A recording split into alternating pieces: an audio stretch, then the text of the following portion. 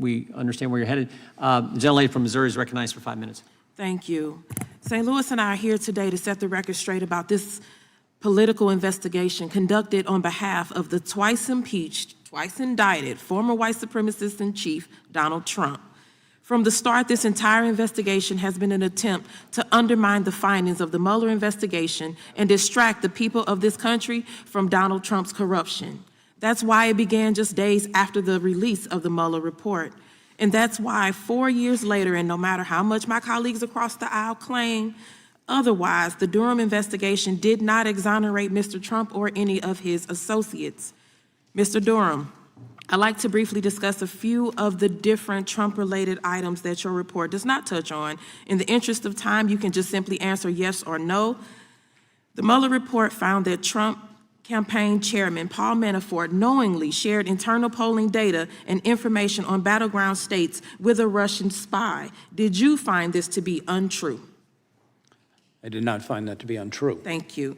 Thank you for that. The Mueller report found that Mr. Manafort shared this internal polling data with a Russian asset with the expectation it would be shared with Putin-linked oligarch Oleg Deripaska.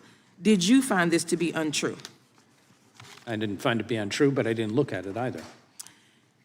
The Mueller report found that Russian military hackers first targeted Hillary Clinton's personal office within hours of Trump's infamous July 27, 2016 press conference, which we've heard already, where he said, "Russia, if you're listening, I hope you're able to find the 30,000 emails that are missing." Did you find this to be untrue?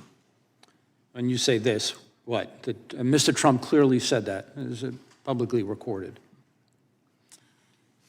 Did you find, the Mueller report found that Russian military hackers first targeted her personal office within hours of the infamous press conference, where Trump said, "Russia, if you're listening, I hope you're able to find the 30,000 emails." And if that was, did you find this to be untrue? I did not find that to be untrue. Thank you.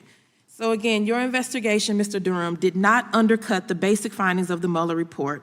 Those who read your report as exonerating Donald Trump are willfully deluding themselves and the people of this country.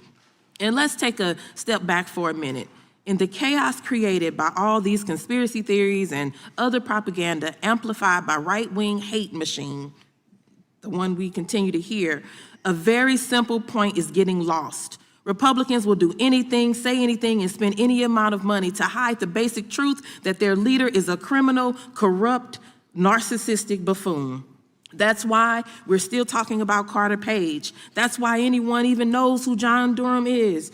That's why Republicans are still carrying on Mr. Durham's work by launching frivolous investigations that end with them embarrassing themselves by propping up obvious lies. It has always been about gaslighting the country. So instead of holding these farcical hearings about farcical investigations, I urge my colleagues, my Republican colleagues, to get serious and start legislating on behalf of their constituents instead of helping the twice impeached, twice indicted Donald Trump further evade accountability. Thank you, and I yield back. Gentlelady yields back. Gentleman from Texas recognized. Thank you, Mr. Chairman.